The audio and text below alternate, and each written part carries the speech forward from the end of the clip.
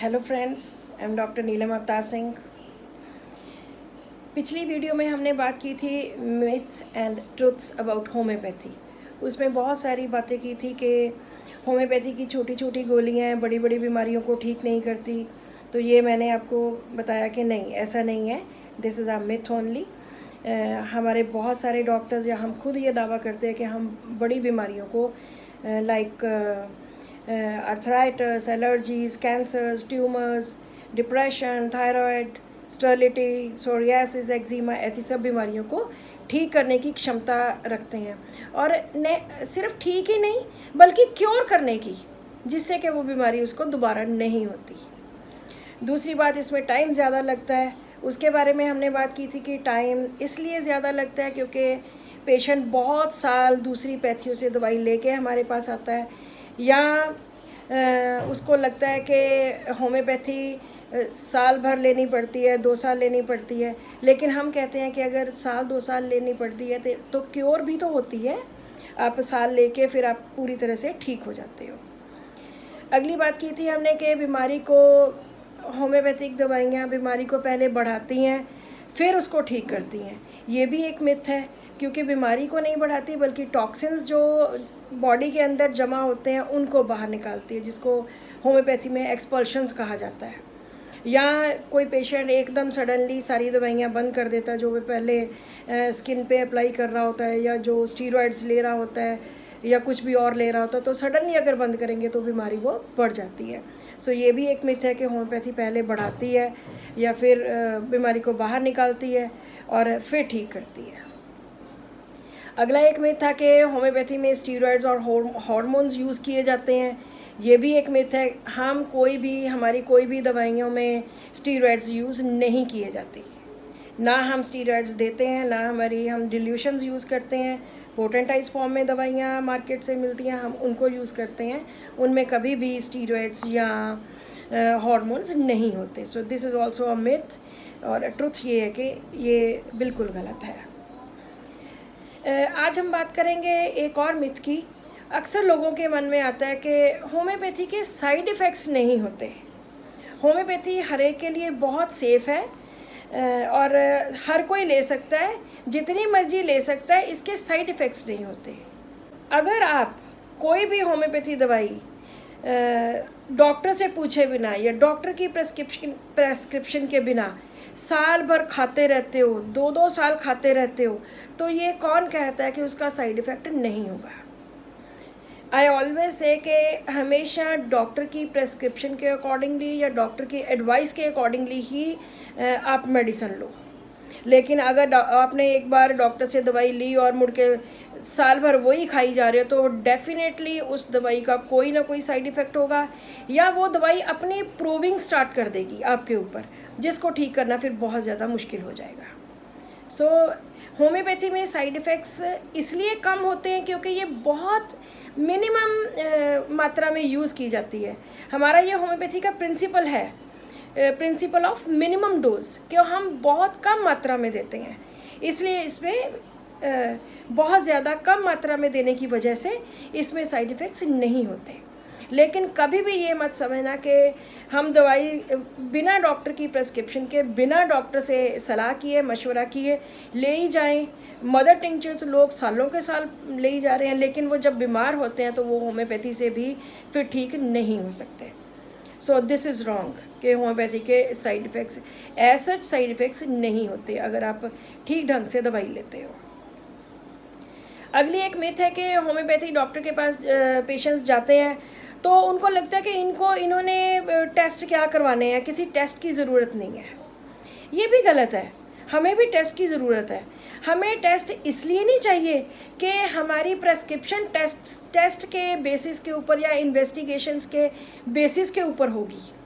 हमारी जो प्रेस्क्रिप्शन है वो जो आप जिस तरह से अपना केस बताते हो, अपना प्रेजेंट करते हो, आपकी जो मेंटल स्टेट है या आपके जो फिज़िकल सिम्टम्स हैं, उसी बेसिस पे होती है। लेकिन अगर हमें पता लग जाए उस टेस्ट में कि आपकी बीमारी इतनी ज़्यादा बढ़ी हुई है, तो हम जो प्रेस्क्राइब करेंगे मेडिसिन, उसमें हमारी पोटेंसी की सिलेक्शन की मदद मिलती है।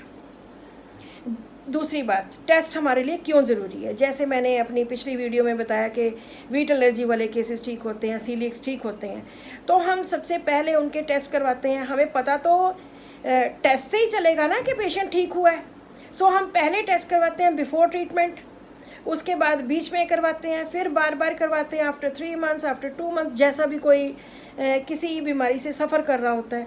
फिर हम ट्रीटमेंट के एंड में करवाते हैं। इससे पेशेंट को पता लग जाता है कि पहले मेरी इतनी रिपोर्ट थी, अब मेरी इतनी है।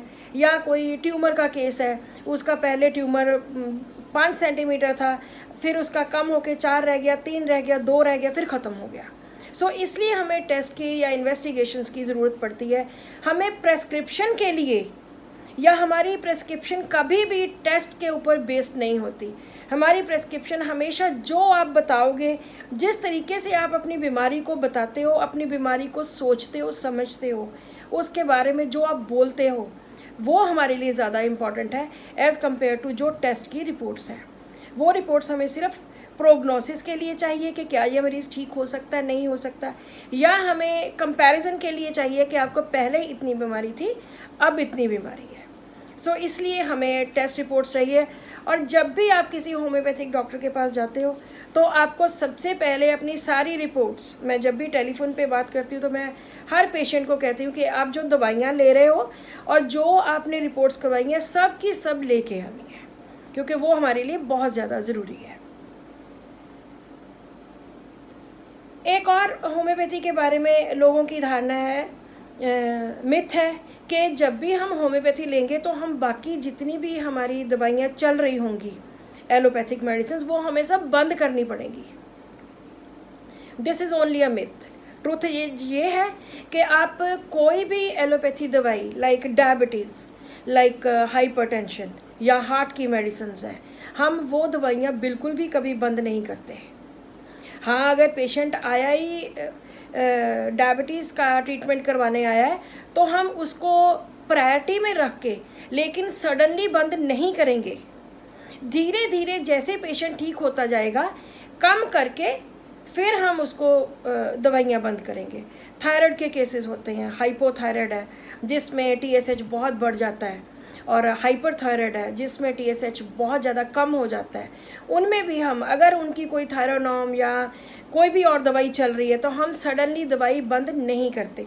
वो धीरे धीरे कम कर करके, चाहे उसको 1 साल लग जाए कम करते, तो कम करके हम उसको पेशेंट को ठीक करते हैं।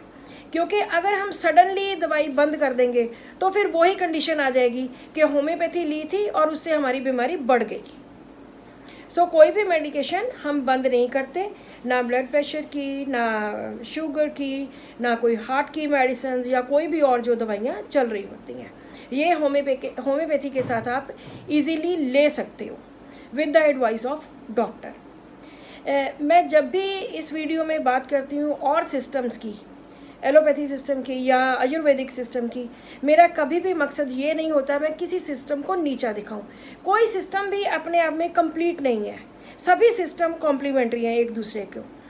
हमें आज भी एलोपैथी की इमरजेंसी की ज़रूरत है, हमें आज भी उसमें सर्जरी की बहुत ऐसी प्रॉब्लम्स होती हैं जिनमें इमीडिएटली सर्जरी करनी पड़ती है, तो एलोपैथी ही हमारे काम आती है। So I never condemn any pathy, लेकिन अगर आपको प्रॉपर ट्रीटमेंट चाहिए, अगर आपको क्योर चाहिए, तो आई एडवाइस कि you go to a good homeopathic doctor. आप होम्योपैथिक डॉक्टर के पास जाओ अगर आपको अपनी बीमारी को जड़ से ठीक करना है। कभी भी कोई मेडिसिन आप कि उस पेशेंट ने ली थी, उस पेशेंट को इस पर्ची पे ये दवाई लिखी हुई है, इससे ठीक हुआ है, तो मैं भी ये दवाई खा लूँ, मैं ठीक हो जाऊँगा, ये बिल्कुल गलत है। हर पेशेंट की होम्योपैथी में अलग दवाई होती है। हर पेशेंट जिस तरह से अपने केस को प्रेजेंट करता है, बताता है, जो उसकी मानसिकता होती है, जो वो सोचता है अपनी बीमारी के बारे में, उस तरह से हम दवाई सेलेक्ट करते हैं। जैसे एक पेशेंट को कैंसर हो गया लेकिन वो उसकी परवाह नहीं कर रहा, और दूसरी तरफ एक पेशेंट को थोड़ा सा जुकाम हो गया, वो उसके लिए भागा फिर रहा है। ऐसी जो सोच है, चाहे बड़ी बीमारी हो चाहे छोटी बीमारी हो, जो आप सोचते हो बीमारी के बारे में, वो डॉक्टर को जाके ज़रूर बताओ, क्योंकि उसी के बेसिस के ऊपर ही आपकी दवाई होगी। सो आज फिर मैंने कुछ मिथ्स एंड ट्रुथ्स होम्योपैथी के बारे में, लोगों के मन में जो गलत धारणाएं हैं, तो मुझे लगता है कि कुछ धारणाएं आपकी क्लियर हुई होंगी। आज की वीडियो मैं यहाँ पर ही समाप्त करती हूँ। Thank you very much for watching this video. अगर आपको पसंद आई है तो like this video and subscribe and share this video. Thank you so much.